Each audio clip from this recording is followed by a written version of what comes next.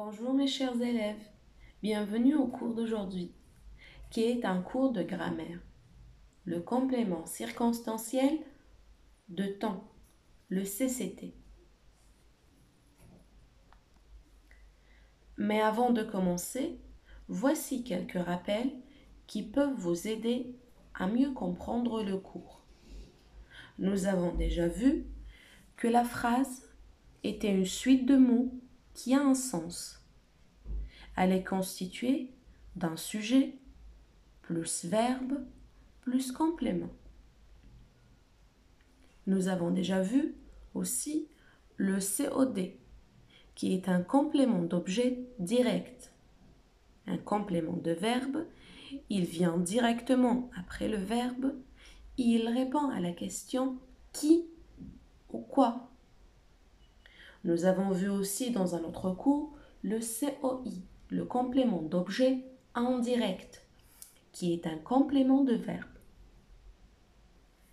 Il est relié au verbe principal de la phrase par des propositions telles que de ou à.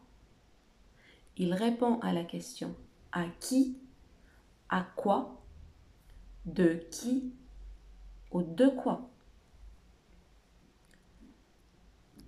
Alors, le complément circonstanciel de temps CCT est un mot ou un groupe de mots qui complète le verbe et donne des précisions sur l'action. Il précise le temps de l'action, c'est-à-dire il répond à la question quand. Par exemple, ce matin, je cueille des fleurs. Dans cette phrase, le groupe de mots qui précise le temps est ce matin. Il répond à la question quand. Le CCT peut être déplacé et supprimé dans la plupart des cas. Et la phrase garde toujours son sens. On peut dire aussi « Je cueille des fleurs ce matin » ou bien « Je cueille ce matin des fleurs ». Alors, on peut mettre le CCT au début, au milieu ou à la fin de la phrase. Même si on le supprime, la phrase garde son sens. Comme dans les derniers exemples, je cueille des fleurs. Alors, maintenant, comment trouver le CCT? Pour trouver le complément circonstanciel du temps dans une phrase, on cherche le verbe de la phrase. Par exemple, maintenant la maîtresse explique la leçon. Explique est le verbe.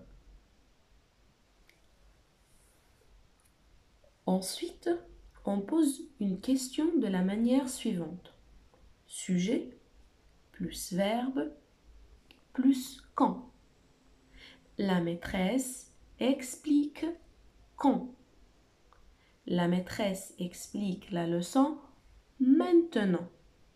Ça veut dire maintenant est le CCT de cette phrase. C'était tout pour le cours d'aujourd'hui. Au revoir les enfants.